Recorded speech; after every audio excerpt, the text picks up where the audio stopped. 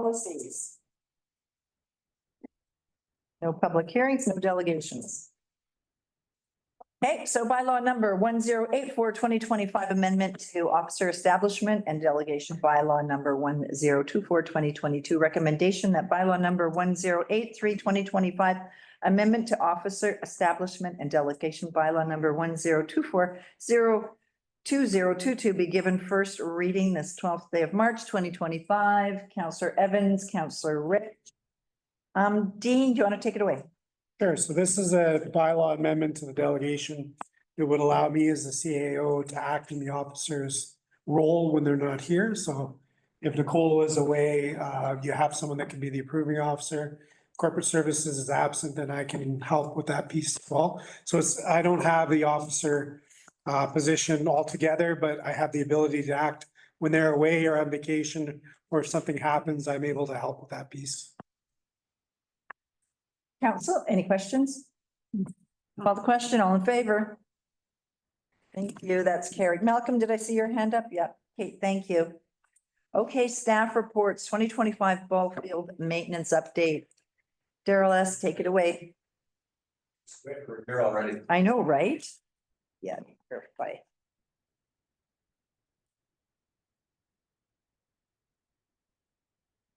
Hey, I thought I would just throw together a few quick slides here and show you what we did last year, 2024. We threw a few more resources into fields, and then kind of what the plan is going forward for this year. So typically we'll start middle of April. We get heavy into our spring cleanup. That involves the sport fields.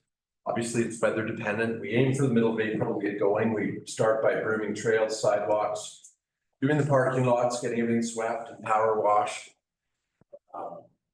Power wash all the equipment and structures. Ball diamond grooming gets done early on, and it's usually a pretty deep cut. We're waiting for it to get dry enough and we can really profile the infields. And then the mowing and trimming starts for the year. And I think last year we were on a cycle that saw us go through the ball fields. It was once a week and twice whenever we had tournaments. And then when the grass was sloped in the spring, we were doing twice a week. So it was like 26 or 28 times we did the cutting last year and trimming. We'll get going, getting the washrooms going as soon as we can, so that we get the temperatures that are favorable to that, and the irrigation system gets prepped. So it's not an exhaustive list, but that's just kind of some of the things we jump on first thing in the spring. We threw some resources at it last year, as I mentioned.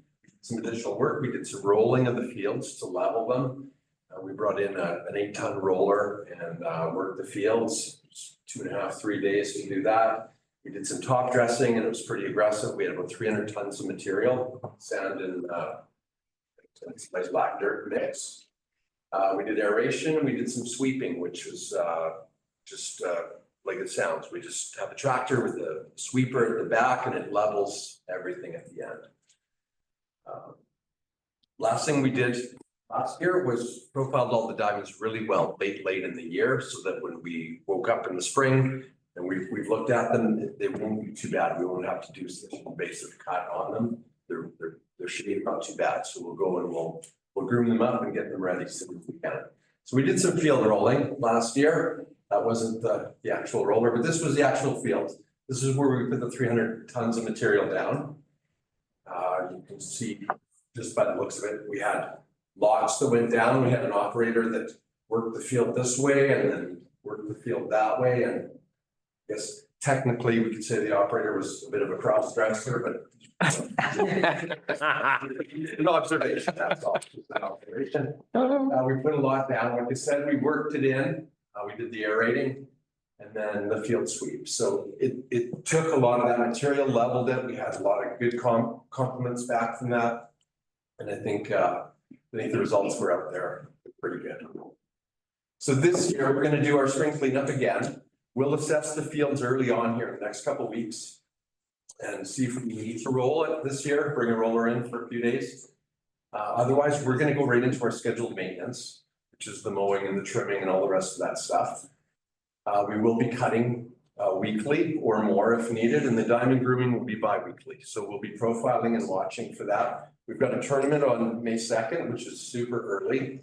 So we're we're hoping for good weather and we're gonna have it as good as we can.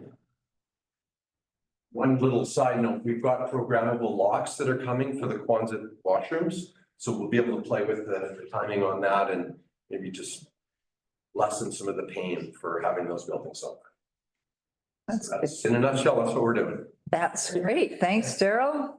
Questions? Councillor Rich.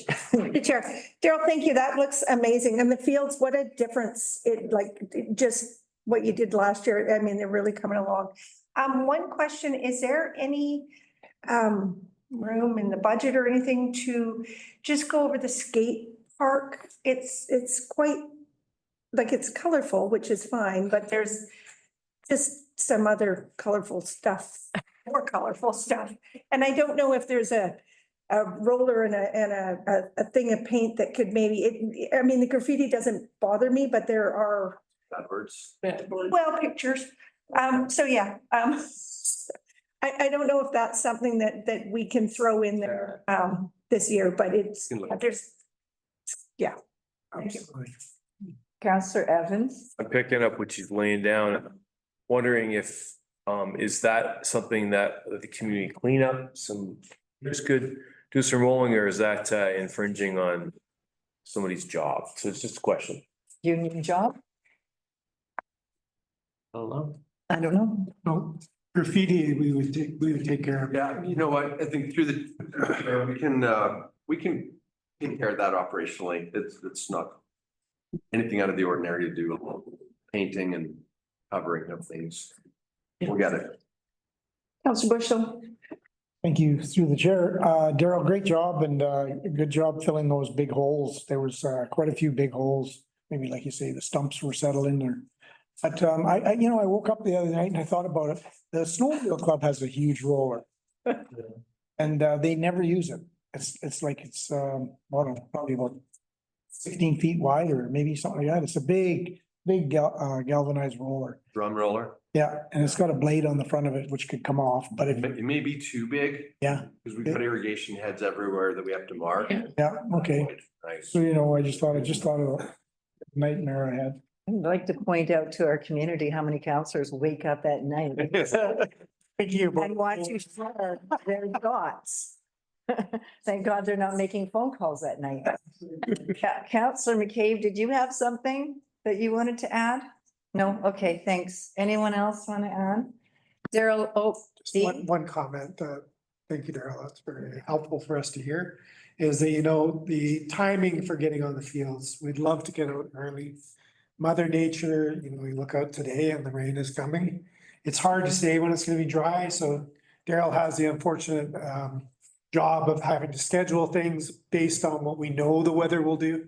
We know that by April, we're gonna be into times where it gets drier traditionally, and if it's not, then it's not as big a deal if we're a little bit late, but we promised the community we'd be out there April 1st and have the fields ready.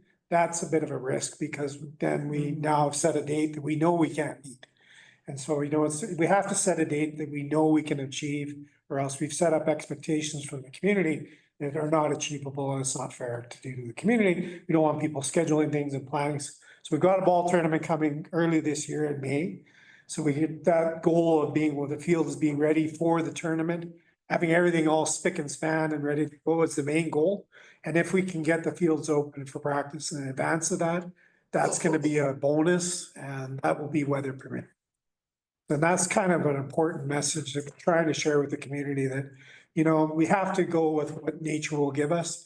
We have a threat of snow last weekend, so it's too early. And if we go on the fields before the fields are dry enough, we can actually do a lot of damage and set ourselves back trying to make things happen before Mother Nature's ready.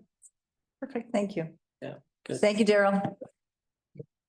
Okay, development permit 25-DVP-1001, 102 Martin Street and 902 Riverside Ave. I'm gonna ask Councillor Bushel to chair this portion. I'm going to recuse myself for the optics of it.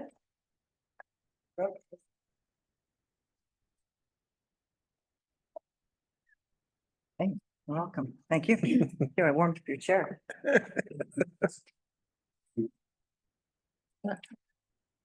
Okay, I forgot I had to do this.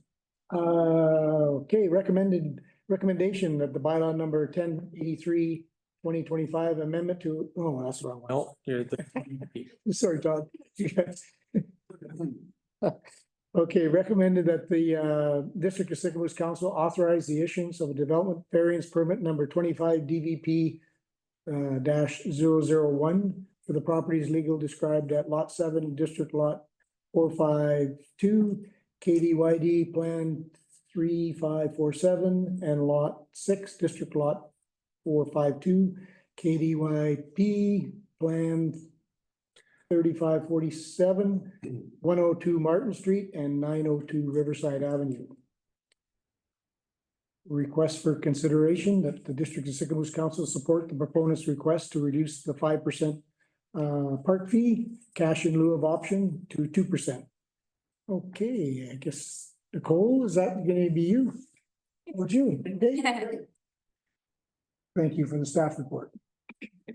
Through the chair. I don't have a good website. Welcome to different corner. Through the chair. Okay, June, maybe can you turn the microphone on just because we have a few people online, just when you speak soft like I do. Thank you. Through the chair. This is the presentation material for the proposed development variance permit 25-DVP-001.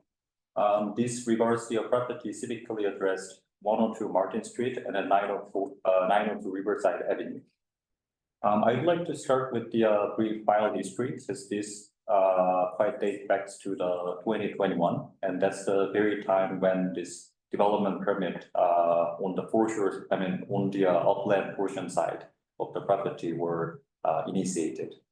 So the development permit, the original development permit from 2021 was issued on 2023 November. And then the proponent is at the stage where one needs to discuss subdivision of the parcel for delivering 26 RV sites on the subject properties. Engineering servicing reports that discusses the road, water, sewer, drainage, shallow utilities, and site gradings were composed by the operations department, and that was shared with the proponent, I believe, last July. No. Sorry, I don't want to interrupt, but I didn't get that information till October. It was written in July, but it wasn't given to me till the end of October. Thanks, Todd. Okay, go ahead, June.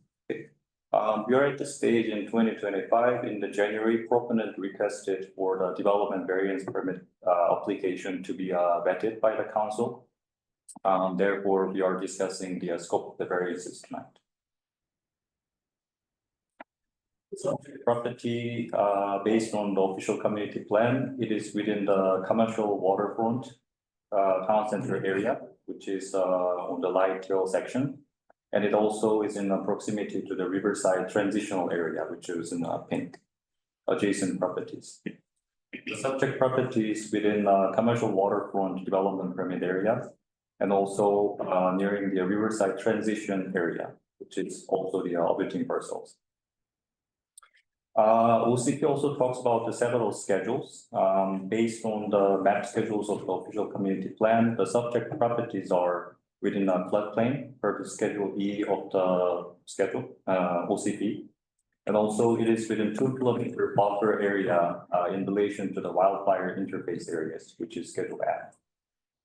The foreshore side of the subject properties are within watercourse development permit area, which I believe the proponent is in discussion with the province for its issuance.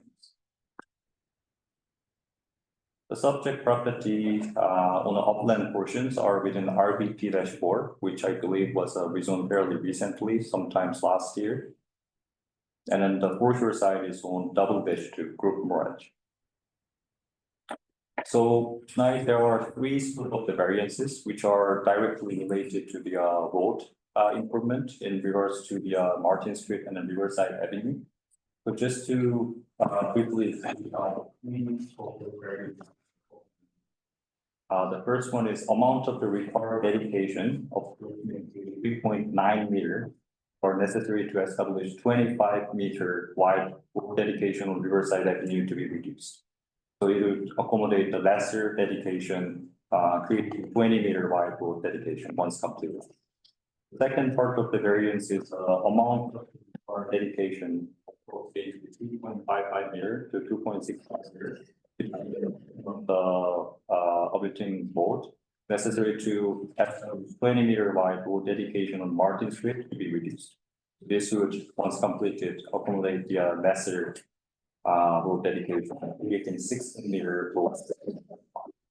The third requested variance is a requirement related to road improvement on Martin Street to be waived, with the exception of the proposed asphalt road.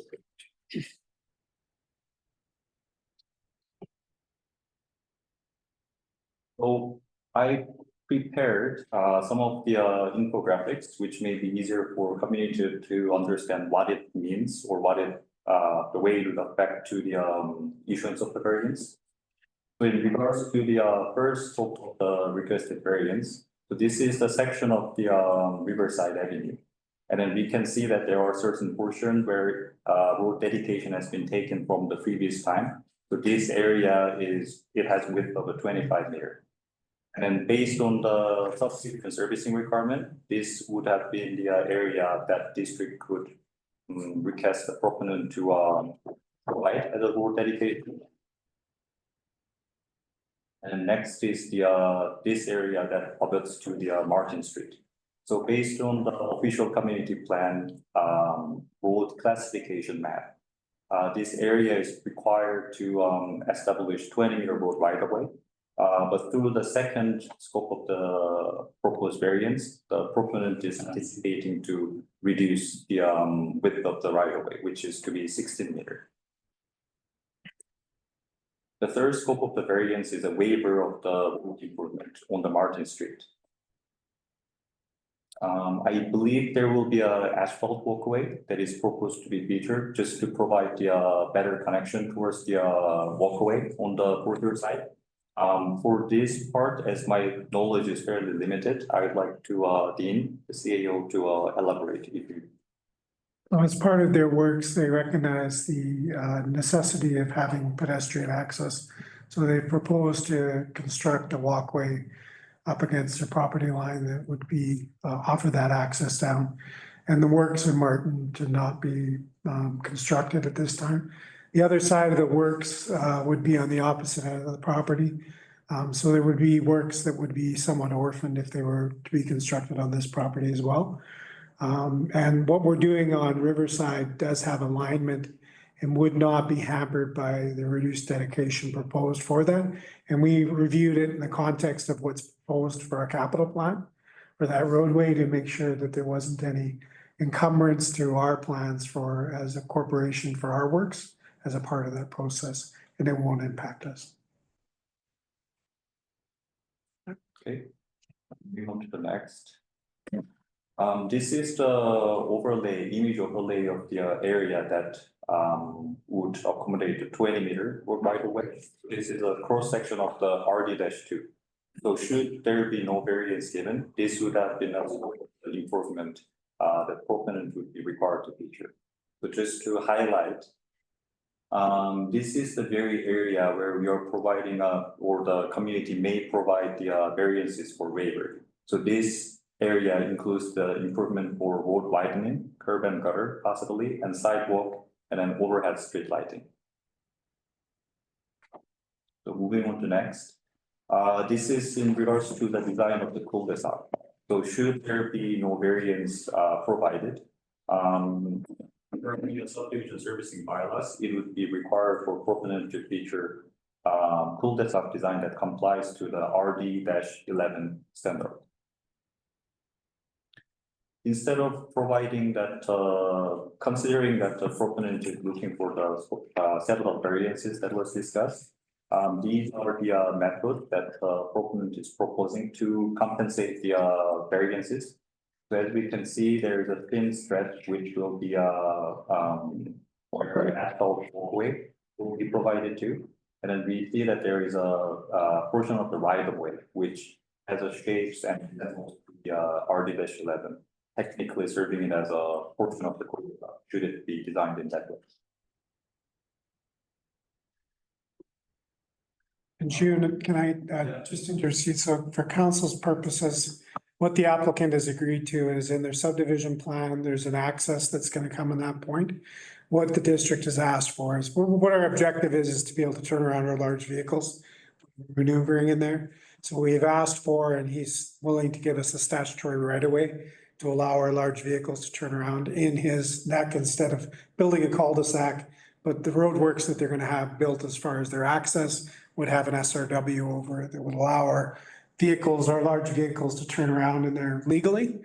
It's gonna be practical to allow it anyways, but we like to assure that we have legal right to do that. So the strata and some future point can't just say, stop turning your trucks around, and we can't turn our trucks around. We need to have an SRW. And so that's what's proposed, is for an SRW over their access point. Thank you, June. Carry on.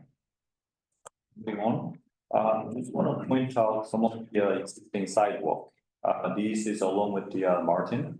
And then should the community provides the scope of the variance that is requested by the proponent, it would mean that this sidewalk that is continuous through the Martin Street would not be featured. So just to give a visual examples, this is the area that would conform to the basic OCP, road classification standards on the Martin Street. So these are the being waived, this scope of the improvement are being waived. Additional, one more aspect that I would like to note is that we have an official community plan that talks about the parks and trail connectivity.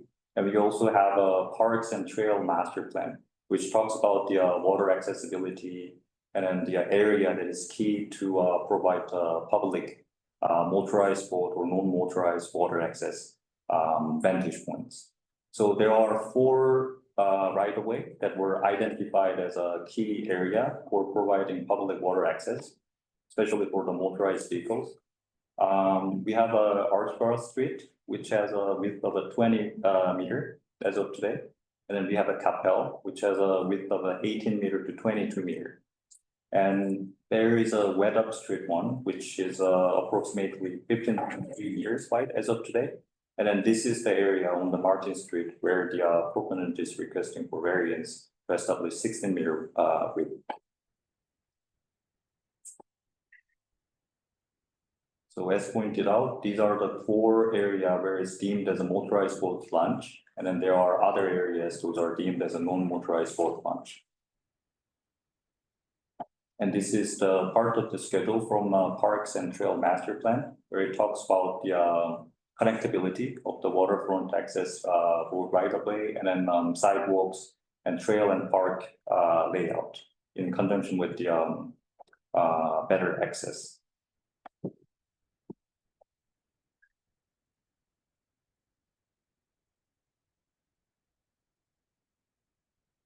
Considering the advised aspect, such as the road improvement and its continuity per the OCP, and then consistency with the other roads what are deemed key waterfront access point.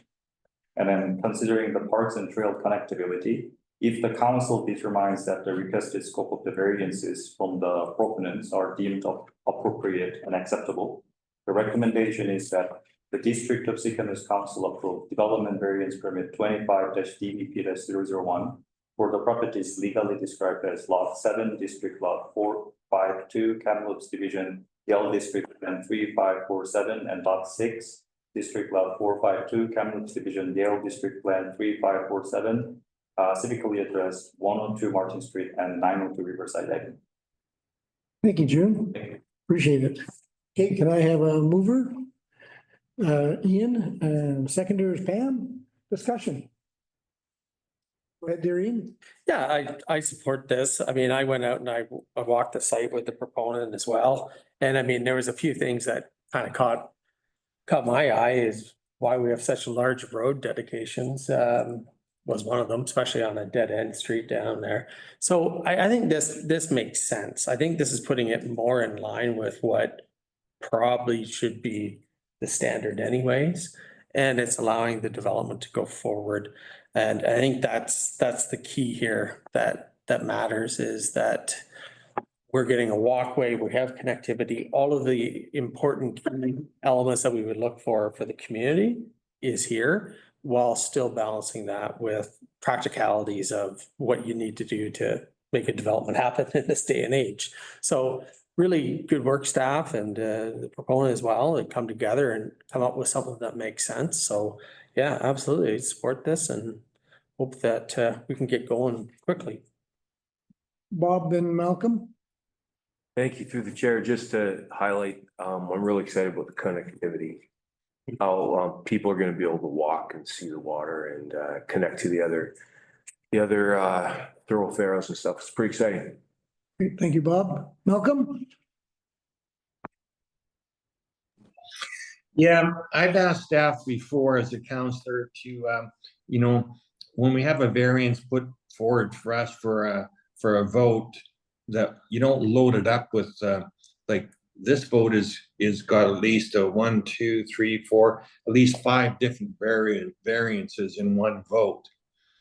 I personally don't like that. I know it's administratively easier for staff perhaps, but I'd rather vote on each variance individually. I'm not sure if I'm in favor of an asphalt sidewalk instead of a concrete sidewalk that the Cross the Street in Riverside would have. We're asking to,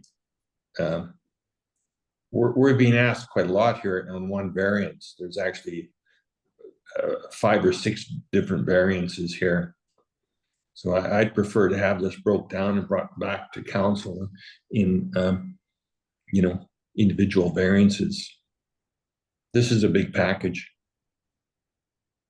Thank you, Malcolm. Anybody else? Did you want me to speak to that? Oh, sure. I was going to speak to it, but you can go ahead. No, you go ahead. Well, I was just going to say, Malcolm, we just approved an asphalt sidewalk at Temple, and we also had one on Capel, and even White Pines paid their DCCs probably 25, maybe 30, 20, 25 years ago. And we put in an asphalt sidewalk there as well. Being that the other side of the street isn't being developed, and I feel that, we as counselors have to do our homework before and make sure that we feel comfortable that an asphalt sidewalk is going to lead up to a waterfront sidewalk, and it's still going to have some lighting on it. And yeah, so I kind of, not that I don't, sometimes it's tough to do a big vote like this, but this proponent has been in the works now for 2 years, this development. And I don't think we can afford to delay it any further. So if I can just maybe, Dean, you want to go, Siobhan, you go ahead first, and then Dean. Yeah, through the chair. And I think because I looked at this, when Bianca did the sidewalk, she actually did, when we were talking sidewalks a couple months ago. And this didn't have to be concrete. The overlay, not speaking, but in the overlay, this wasn't part of and we have done a lot of asphalt. And my only concern was that the boat launch is still accessible and someone can back up and drop the boat. And when June showed us the widths on the other roads, this completely fits it. So I completely support this. I think it's great for a community. Thanks, Siobhan. Just a clarification as to why we put these variances as one resolution to council is all of these infrastructure pieces, all one bylaw. It's all the subdivision servicing bylaw. So all these pieces actually work together. So if you start to separate them out and only consider one piece and you vote yes on one, no on another, no, like it becomes that you have to go back and redo the engineering. So that's the reason they're packaged together. It's not to overwhelm council in any way. It's actually, you need to consider them in their whole, because if you start taking pieces out, the puzzle begins to fall apart. So this is all one bylaw. It's all one sort of group of variances that are requested. We would do a similar scenario with a series of variances to the zoning bylaw. If someone has a setback variance, we don't have a separate report for each one of the setback variances. We include them as a package, and council can make a decision on that package of them. And they can always pull one out if they wish to, but that's the reason we put them together, is they're all interrelated as far as decision. We don't really want council to make a decision independent of the overall package for consideration. And we provide our support based on all of that together, not individual pieces to be pulled out. So that's the reason. So It's not to overwhelm council, it's a convenient way for council to evaluate it, but also a way that we can evaluate and make a recommendation to council on. Okay, thank you, Dean. Pam, go ahead. Yeah, I was basically gonna say that it makes sense to me to deal with all of these together because they are part of one sort of, they're connected in terms of the plan and structure. So makes sense to do it this way. Thanks. Okay, anybody else? Seeing there's none, I'll call the question. All those in favor? Carried. Unopposed. Okay, there's a second request here for a request for consideration, and that's in regards to the District of Sycamoose Council support the proponent's request to reduce the 5% park fee, cash in lieu of option to 2%. May I have a motion to, do you wanna, June, do you wanna do a little presentation or are we good with that? I can speak to that piece. Go ahead there, Dean. So this is, our objectives can be met within the area that they propose to give to the city for the walkway, for the park piece, so the additional land is not required, so the applicant had requested a reduction in what had to be provided and what would had to be given for a fee. We're achieving the goals within their proposal as far as pedestrian connectivity. We really don't want to see the trail built today, because you don't really want a trail built for people to walk on that ends 20 feet down. So we'll have the trail built in the future once we have some connectivity for all of it. So this fits in line with our OCP objectives. It's just a reduction in the amount of land that would be granted. Okay, thank you, Dean. All right, for discussion, can I have a mover? Ian, seconder, Bob, discussion? Anybody have any concerns? Just one question to Dean. Go ahead. So what we'll do now is, as part of this agreement is to, obviously the land has to be turned over to the district, right? At which time, later on, when we have a little bit more runway, so to speak. What we normally would do in this scenario is we do what's called cash in lieu. Yeah. So we'll get an engineered estimate for the cost of the piece. We'll agree, we'll review it, either with our engineer or ourselves, determine that cost is reasonable. We take the cash in lieu of actually building the works. Right. So when you build a piece of works, if you're not gonna connect it right away, these things don't get better with time. They begin to deteriorate, especially if they're not used. So you don't really want a trail that doesn't go anywhere. Yeah. So you wait until you have a connectivity piece, and if you collected the cash in lieu for sections of it, then you use that cash in lieu to build it. So that's kind of the idea, is we don't want to build something that doesn't go anywhere. Totally agree. Thank you. Okay, any more questions? No? Call the question. All those in favor? Carried. Okay, Can I get a question? sure, Todd. I'm not supposed to. Good question for planning, maybe, have you had any contact with the provincial rapper people lately? No. Okay, so here's the issue is that, in the document that I received last week for this was, until they hear from the province rapper, I can't get subdivision. So, and it's been a year now. So I'm asking that we can push the subdivision through, without rapper, because I don't know, who knows? So he can't get a hold of them. Todd, I'll give you a shout tomorrow. Okay. We can talk about it, because it's not really actually within council's mandate. Okay, It's through the approving officer, so we'll have that discussion. yeah, absolutely. So I'll give you a shout tomorrow. Yeah, Go through. Great, yeah, great. thank you. For everything. All right, I'll send Colleen? yeah, she's coming. Oh, White Pines, this one.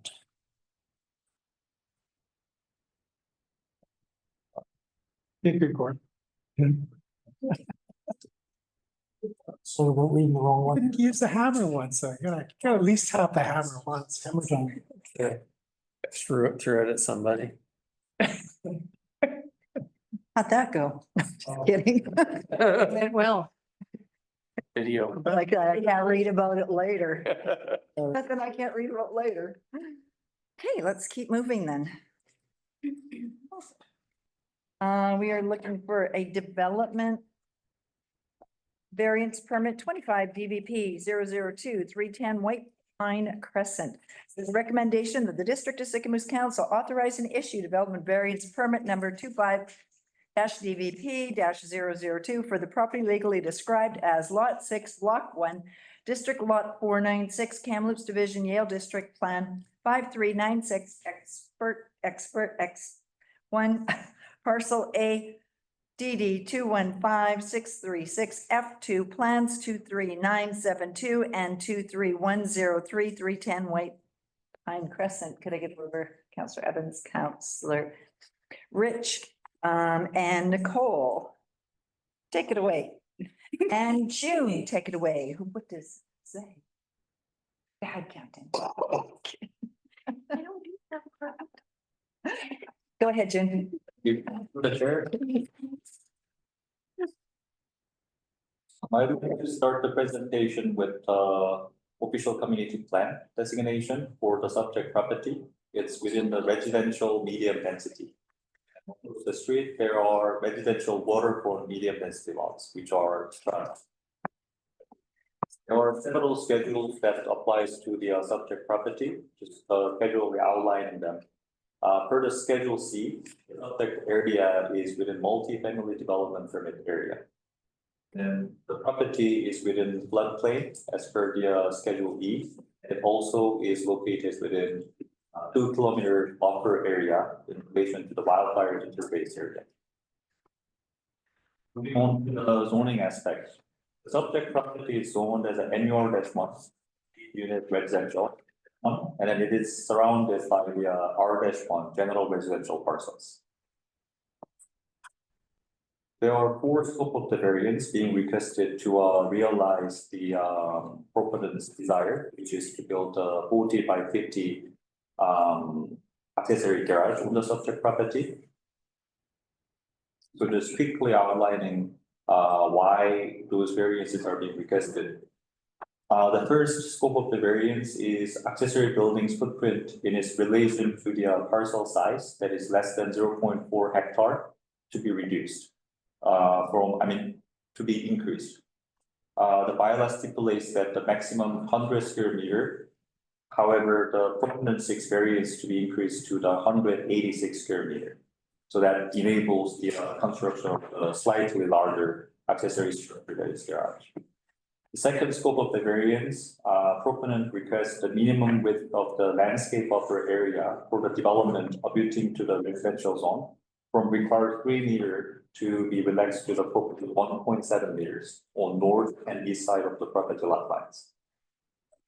Third scope of the variance is the maximum height for accessory building and structure from required maximum 3 meter to be relaxed to the 6.4 meter, enabling slightly taller garage construction. The last scope of the variance requested is the minimum setback from the property lot line abutting a residential zone from required 6 meter to proposed 1.7 meter on north and east property lot line, which would enable the siting of the garage on the proposed location. There is one aspect that I would like to note, which is an existing legal non-conformity that is in relation to the mobile home being utilized as an additional or accessory dwelling unit on the property as of today. So I snipped the section of the zoning bylaw. So those are the definition section, the way our zoning bylaw defines the dwelling unit, especially a single unit dwelling and the way we define secondary dwelling units, including the garden suite. So as of today, the existing mobile home serves as an accessory dwelling unit to the existing primary dwelling unit. Per the definition section of our bylaw, it appears that the bylaw doesn't recognize the mobile home as an acceptable form of neither accessory dwelling unit nor the primary dwelling unit. There was a quick discussion featured in the Planning and Development Committee. There were a quick comment made in relation to the current zoning designation. There were 2 aspects that were discussed. We were rezoning from the existing NUR-1 to R-1, which would result relaxation of the required setback to the abutting residential parcels. And the other is whether it would be better option to consider development variance permit. PDC indicated no particular preference on either approaches. However, the following comments were made. The first was PDC is amenable with the existing non-conformity as long as it does not expand its use, meaning that as long as it wouldn't worsen the situation, the existing legal non-conformity, the PDC was amenable to not further comment nor question. The second aspect was whether there was an advantage for keeping the subject property as a current NR-1 instead of requesting to rezone the R-1. The rationale of that consideration, I believe, was to better accommodate the future possibility in a case where the property were to be redeveloped to the multi-unit residential parcel, then it wouldn't require the unnecessary rezoning from R-1 back to the NR-1. As a result of the several consideration with the proponent desires to seek a development variance permit option. And therefore, the recommendation is that the District of Sicamous Council authorize and issue development variance permit 25-DVP-002 for the property legally described as Lot 6, Block 1, District Lot 496, Kamloops Division, Yale District, and 53696, except one parcel A, DD 215636F, 2 plans 23972 and 24103. Civically addressed at 310 White Pine Crescent. Thank you. If I may, I forgot to add that received the public comment. Okay, go ahead. Received the one response from the public where the neighbor within that the notification boundary had some concerns on the form and character related matters like shadow studies and then the way the taller and then larger accessory garage would affect to the view, I guess, from the neighbor's properties view towards the mountain and then the surroundings. There was an expressed concern on the solar exposure, shadow impact, and then existing trees. Okay, thank you. Okay, questions, Councilor Bailey? Well, I was just wondering, is that public comment in the package here? Yeah. It is. Okay, sorry, I didn't read that, but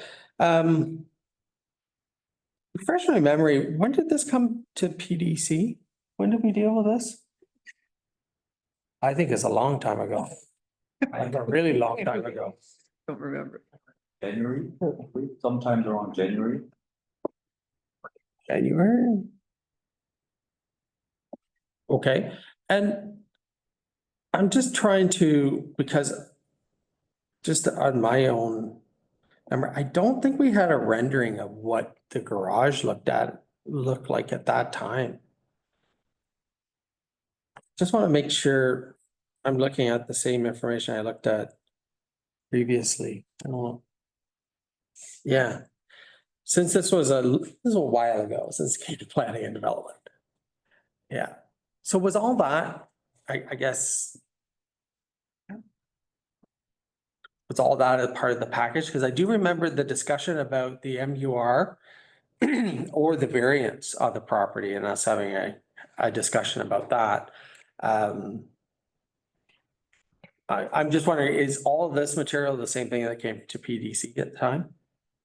Through the chair, there has been 2 different iterations for this proponent's request. So the first, there was a contemplation on the setback. The proponent was unsure during back then whether they want to try for, let's say, 1.5 meter setback or the more agreeable 1.7 meter setback. And there was an additional drawing that was originally submitted in relation to the building permit application, which is from last year, which proposed to secure 6 meter setback. Mm-hmm. But there was a further discussion feature with the staff And then the proponent desires to try to acquire the variance on the 1.7 meter. And then staff advised the proponent that it's relatively agreeable, considering that this property, based on the rescinded zoning bylaw, 101, used to be a residential zone. So should this property be remained as a residential, as it was described in rescinded zoning bylaw, then required setback for the rear and side would have been 1.5 meter.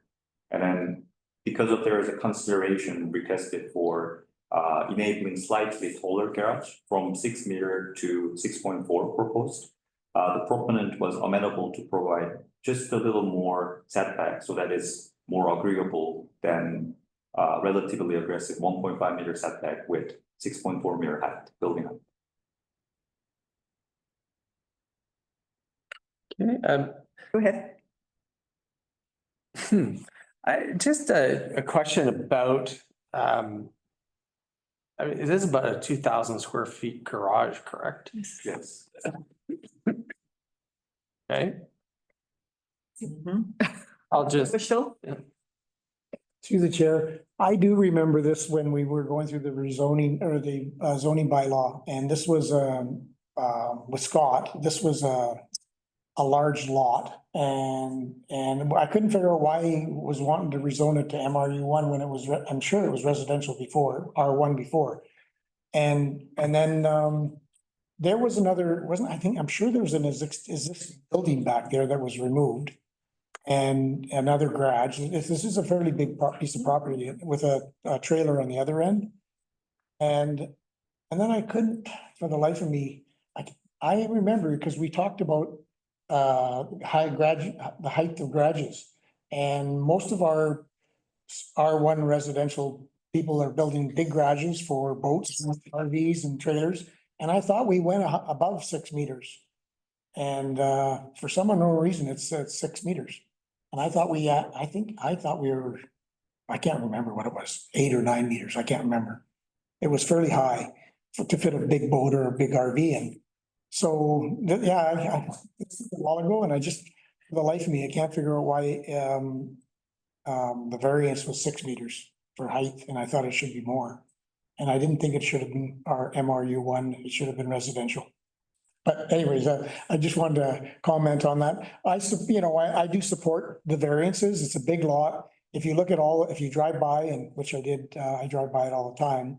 There's, I don't know who owns the property, but there's trees completely surrounding the property on the outside of the property boundary. So it's not like anybody's gonna lose their view because unless they take their own trees down, right, on their property. So I don't know, it's a big piece of property. As you can see, you probably put almost three homes on it. Okay, thank you. And to that point, before you answer, June, maybe I missed something here, maybe I'm not getting something. So they want to relax the setbacks from 6 meters to 1.7 on a big piece of property. Yes. Why is that? I missed that why? It's a huge piece of property. Why are they shoving it? And why are we?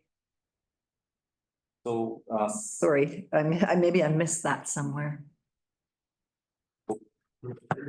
so this is the latest drawing that proponent shared with us. And then as you see, there is a existing driveway. And then the idea of the proponent is to maximize the space of the existing layout.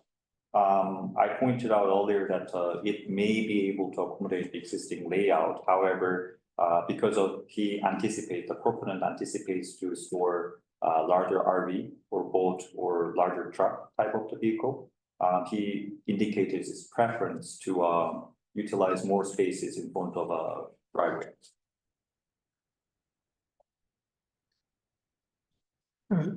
Help here. So the application was submitted as the property owners identified that the outdoor space and having the maneuverability for large vehicles is equally important to having the garage.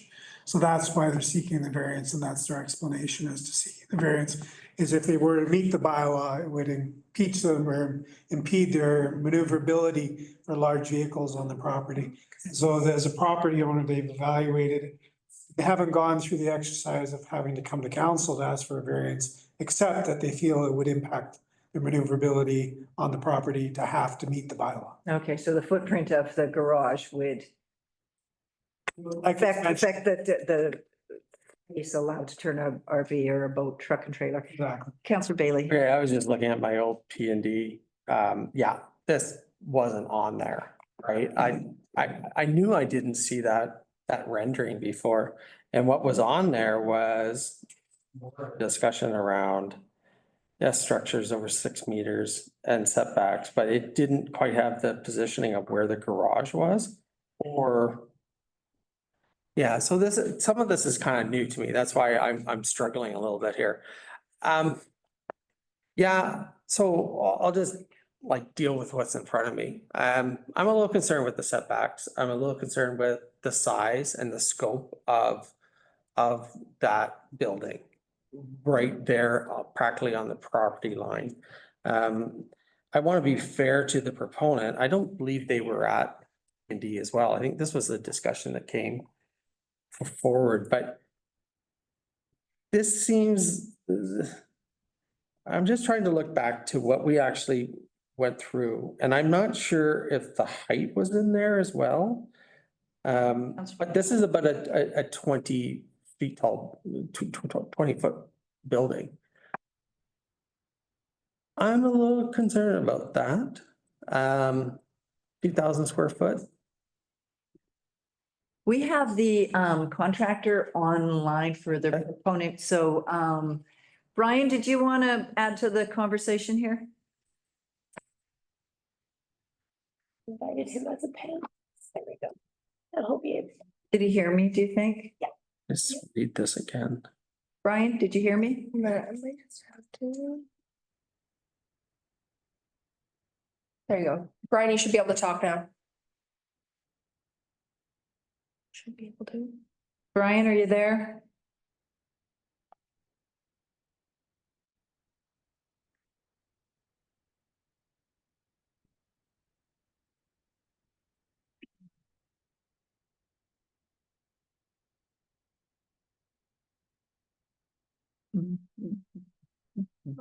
Brian, do you have mute on? He's there. I don't, might not be there.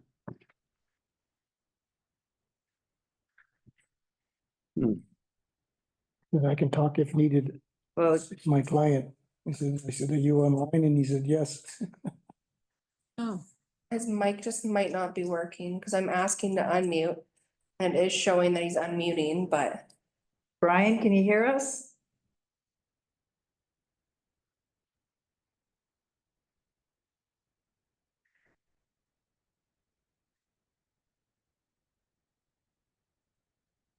Counselor Beach? well, I was thinking that that's an awfully large building when you put it at feet tall. And then we do have the letter of the neighbor. Hello. Oh, hi, Brian. Okay. Great. Did you want to answer did you hear those questions or concerns? I did. I heard those comments. Sorry about that. I was unmuted, but I don't know what was going on there. So yeah, so just to bring it to light, the owner of the property is out of the country and is not able to get on Zoom right now. So I thought I would kind of shed some light on the situation. So one of the things that I wanted to say about the height of the garage is this has been a really common thing in Sicamous, as a lot of people, obviously we're the Four Season community, and everyone's got boats and sled trailers and it's just become more and more, and a lot of that has been approved over the years, and so that's one side of it. The other side of it is there was a discussion between the owner and the staff about the possibility of going from MUR1 to R1. The property is surrounded by R1, For all intent and purpose, it is used as a residential property. It is, it's, in every way, it's R1. But it made more sense when dealing with the staff to leave it the way it was as far as the zoning goes. But if it was R1, it would be the property setback would be 1.5 meters from both the back and the side. And so the leaving it at MUR1, and if you left it in MUR1 and then we're coming to you with a multifamily project, then it would make perfect sense to have that 6 meter setback and have the buffer and everything like that.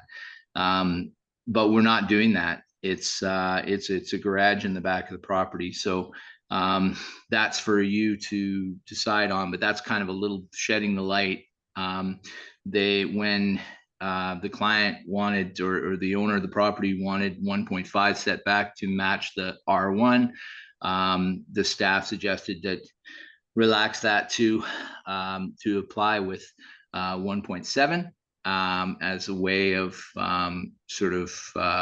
as a way of not being as aggressive, and so that was decided. As far as the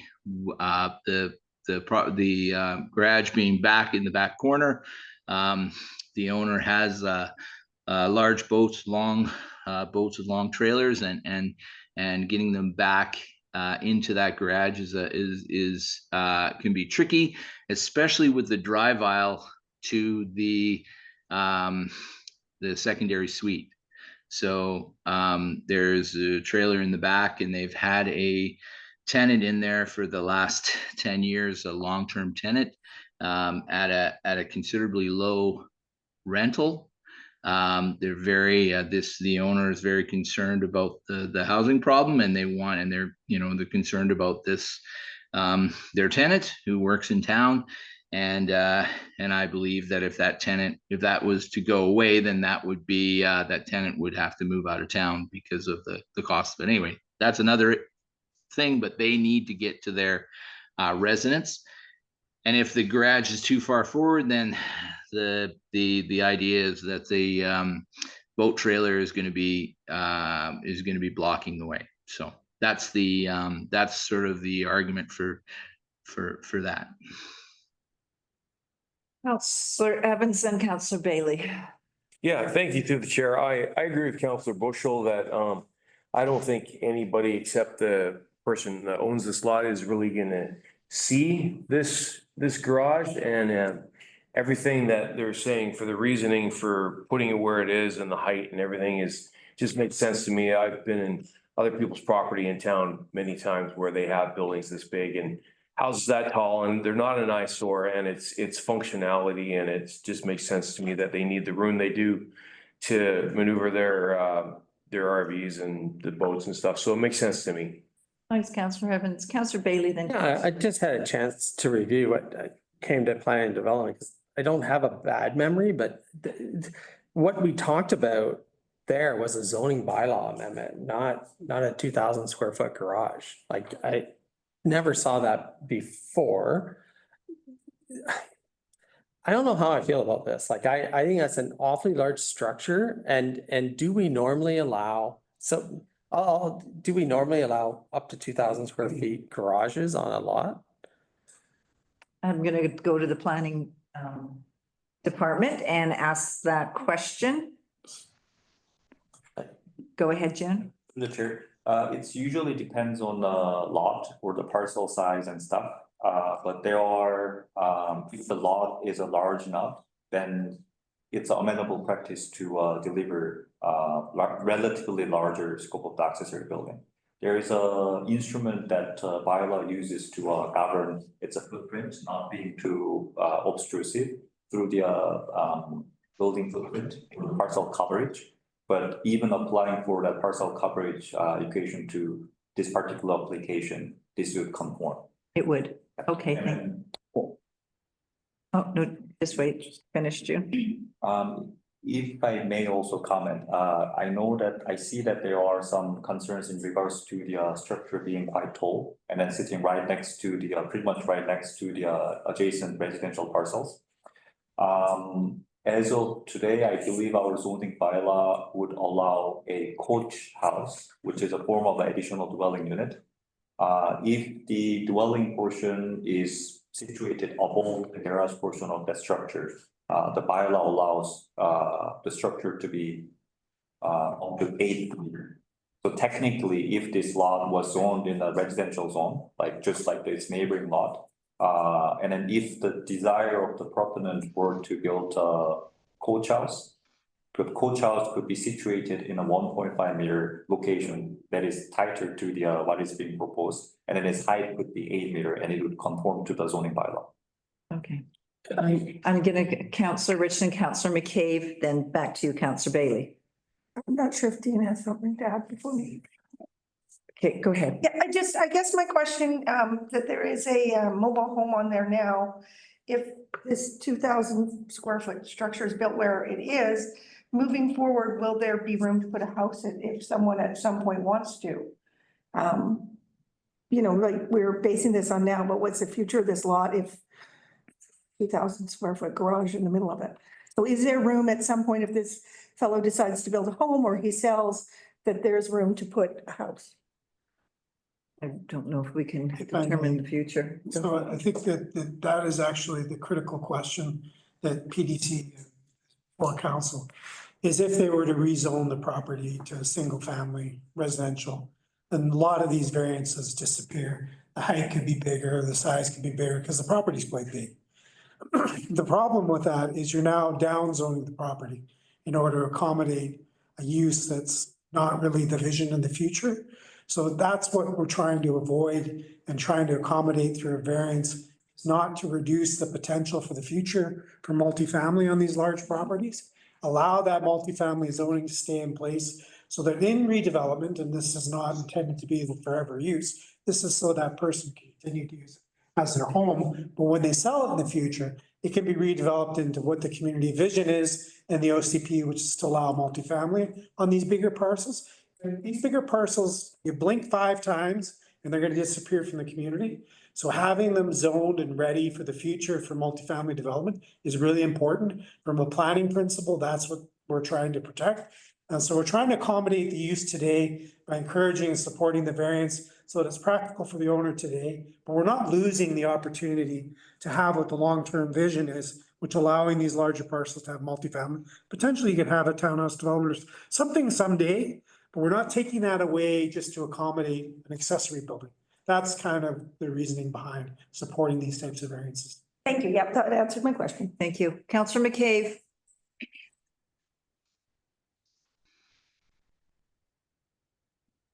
Sorry, had trouble unmuting myself there. I forget the drawing again, it's late. Does this have a flat roof or a peaked roof on it? I'm just wondering about the, It's flat. was it flat? Yeah, it's flat. Okay. And my next question is redundant about the snow and where it goes. Okay, all right. Councillor Bailey. Yeah, sorry, I'm just getting my head wrapped around this. Well, we allowed the coach houses and all that level of density because we want housing, right? So they're two vastly separate things. I take that it's a big lot. And by the way, I've looked to see where that comment is or that public feedback, and I don't see it in my package, so I can't read it. Do we have anywhere else around that area a comparable size garage? So, so we have comparable size garages in that area on lots, like 2,000 square feet garages, 20 feet tall. I'm just looking to staff to answer some of the stuff. This is stuff I would have asked at planning and development, but I'll get into it now, I guess. Yeah. Okay. There are series of the properties that are in the close proximity to the subject location where they feature accessory garage that is actually larger than, in terms of footprint wise, larger than what is being proposed. And then it also has it didn't went through the height variance, I believe, because it went through the conventional building permit application. But I believe their height was also at the 6 meter. Okay, Councillor Bailey, are you, Yeah, I'm just, so, I mean, we wouldn't, so we would not allow the structure without variances. We allow up to, 100 square meters. So they're asking for almost double the size of what we would allow under this zoning, correct? Because I believe the variance is from 100 square meters to 183 square meters. Yes. And just one other question. So if it was zoned R1, then we would allow up to 200 square meters? Is that what you're saying under our current existing rules without variances? go ahead, Jim. To the chair, there's a sub clauses when it comes to the accessory structures footprint. So it's a little bit difficult for us to say that there is a universal accessory structure size. It really depends on where the parcel is located to, and then the size of the parcels. So depending on the size of the parcel and its location, there's a different criteria that will be applied to determine what could be the maximum square footage of the accessory structure. In regards to the relation in terms of footprint relation to the primary building and to its accessory structures, there could be some discussion made on whether it would be amenable or acceptable for certain community members to build a garage that is large but lesser than the primary structure. So for this particular case, when staff calculated the building footprint area, this was deemed relatively amenable, as although the accessory structure, the garage proposed, is slightly on the larger side, but then it was still, in terms of its footprint, lesser than that of the primary dwelling unit. Therefore, it wouldn't harm the residential aspect of the subject property. Therefore, it was deemed amenable. Okay, thank you. And are you, Neil, or? Well, just one more other question, just about the fire department signed off on all the smaller setbacks. I saw the approval list, but I didn't see the fire chief. Just for clarification on that, for a building permit, you have to meet BC building code. Yeah. And so they have to meet the minimum requirements for fire separation and so forth as part of that analysis. So it's not something the fire department goes and evaluates on every building permit. It's based on BC building code, and the separation must meet the requirements of the BC building code. So if it was a multifamily or commercial, there's a fire inspection component to that. This would not have a fire inspection as part of BC building code. So the fire department doesn't have a role in inspecting the construction of this. It would be through the building official and through BC building code. Councillor Bushel. Yeah, through the chair, when you ask about other developments, like in the Hemlocks, we did approve one behind Weber's place there. That's a really big garage one. There's another one on Capel, there's another one in Cottonwood. Bayview has had a lot of requests for larger garages, and on some of these lots that are this big, like I say, you could put 3 or 4 homes on this lot if you wanted to. It's a big lot, so I didn't see a big problem with it, but call it. Can I just ask one question, and I'm just referring to the letter of concern we got from the neighbor. Those old growth trees next to where this is going into that corner, the old growth trees, they are taller than what this garage is going to be. Is that correct? Than the 20 feet or 8 or the 6.1 meters? Through the chair. I'm hesitated to confirm whether the trees are actually taller than the building or not, but I believe it would be, but I'm hesitated to confirm it because of I assess the conformity or the compliance based on the drawings and aerial images that we have as a resources, but I haven't. Yes, they are. They are taller? Okay, Yeah, thanks, Brian. Thanks, they're Brian. quite, yeah, they're quite a bit taller. Perfect. Thank you. Counselor Rich. Through the chair. And there is also the townhouses there, which are 2 stories, and White Pines Resort are all 2 stories and big roofs, right? Like, I mean, it isn't like everything in that area is ranchers. Yeah, Um, exactly.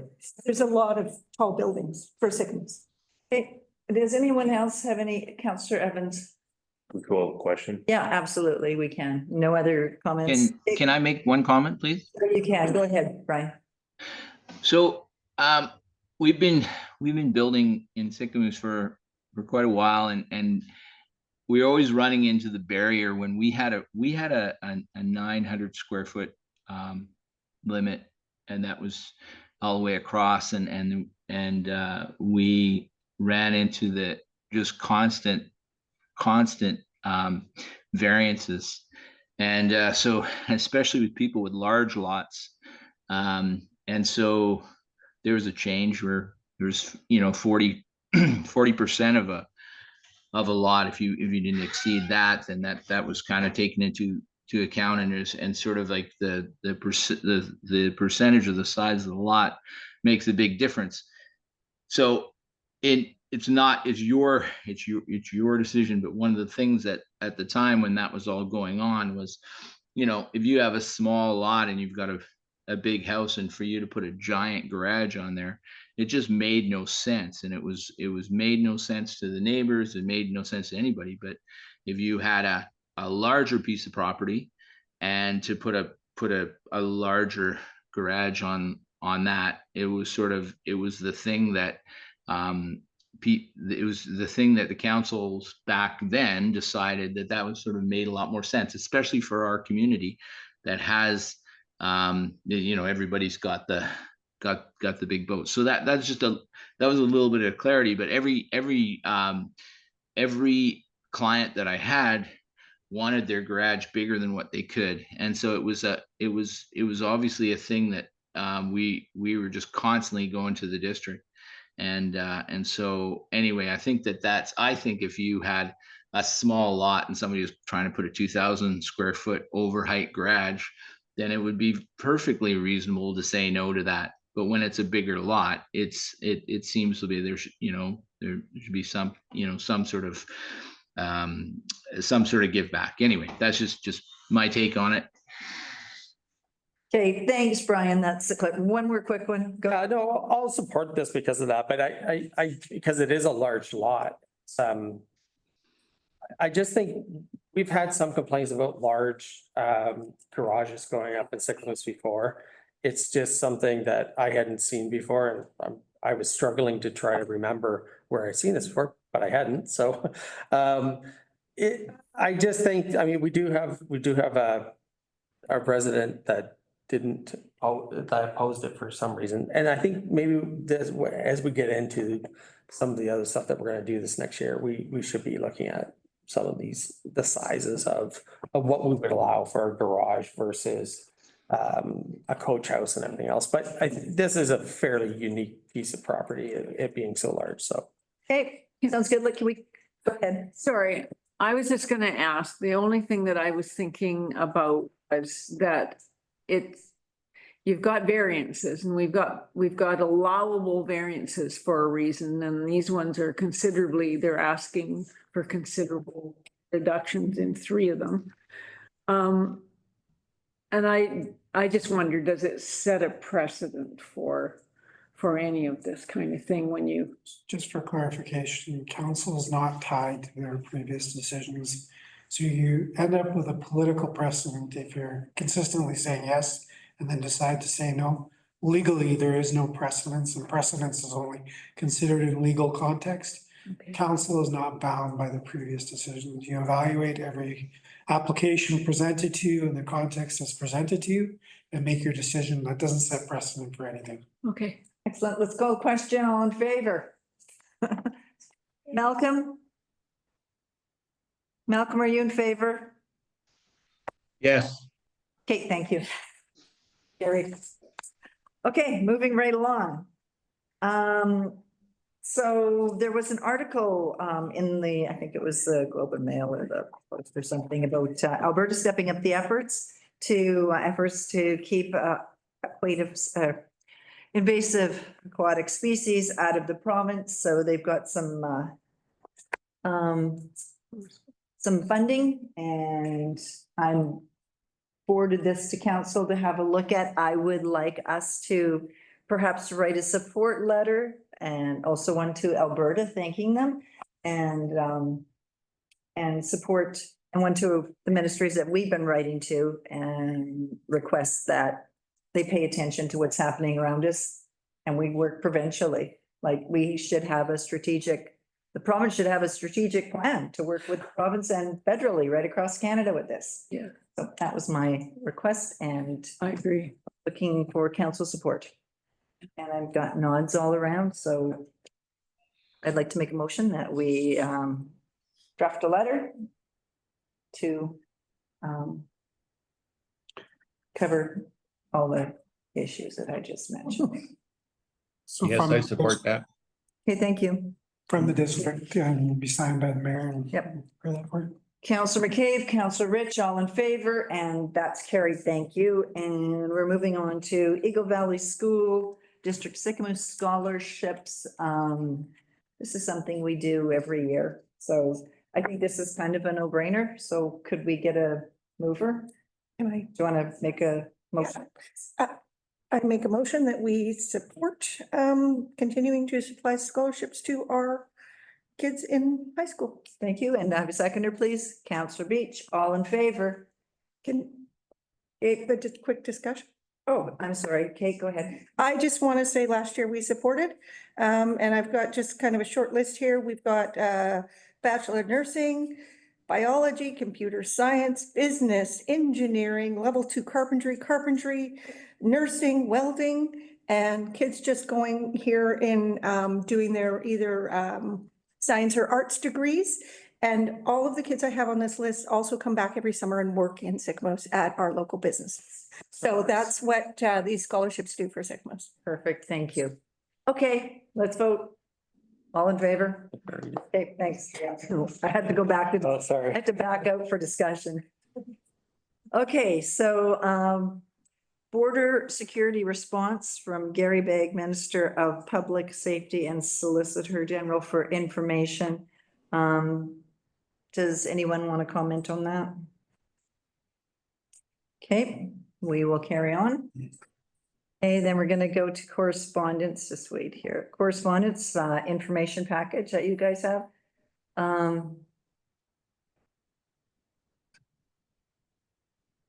That's the letter. Okay, let's go to. Okay, go ahead, Councillor Evans. I know you want to speak to this, so I was just trying to get to it for you, but go ahead. Oh, I'm sorry. I It's didn't okay. preempt you. That's okay. I just wanted to comment on Kathy Peters' letter. We were a bellwether community when we not allow the use of hard drugs in public places. And it's been proven by the repealing of that in Oregon. And Kathy, who's an advocate to stop human trafficking because it's all interrelated, has written us a letter asking us to write another letter to Premier David Eby to please reinstitute, to make it a recriminalization of the use of hard drugs. And so I was just going to ask that our mayor send a letter to Premier David Eby asking, because this is not working, and she's fighting for against human trafficking, and there's a lot of it in Canada. So thank you. Thank you, Councillor Evans. I totally support this, and I'm always willing for us to pen a letter that affects all of our communities. So I guess could we get a motion? Do you want to make a motion? I'll make that motion. Okay, and Gordon's going to second that. And all in favor of a support letter? Okay, thank you. Carried. There is also a letter here from Abbotsford. Support for a resolution, And the support for the resolution is whereas the government of BC introduced the Housing Supply Act in 2023 and has since required multiple specified municipalities to review and update their zoning bylaws by December 31st, 2025 to permit increased density in line with government mandated housing targets. And I feel their pain because there is no infrastructure support. They are provinces passing down legislation and to different communities and municipalities with no parachute, no funding for infrastructure, water and sewer, all that stuff that goes along with this. So I personally would like to send a letter or and support this resolution. Yeah. Okay, so I need to make a motion on that one, Dean. If you want to send the letter, yeah. Yep. Okay, then I'll make a motion that we write a support letter to Abbotsford for their resolution and we support it when it gets to the floor. I'll second. Okay, thank you. All in favor? Okay, thank you. Okay, anyone else have anything? I think that's it for correspondence. That was a short correspondence. Okay, then we've got the committee and regional district reports, external committees, Malaquasa Camus interagency committee meeting. Does anyone have any questions or comments on that? And the CSRD committee whole meeting, which I kind of touched on today. We're all good with. Okay, we have 15 minutes for public input. Does anyone online or in the gallery like to make some comments, ask some questions? We're good. There's no one out there. Okay, then let's adjourn this meeting. It is 6:23. Could I get a mover? Councillor Bailey, Councillor Beach, all in favor? Thanks, everyone. That's an early one. Okay, bye, everyone. Hi. Adios.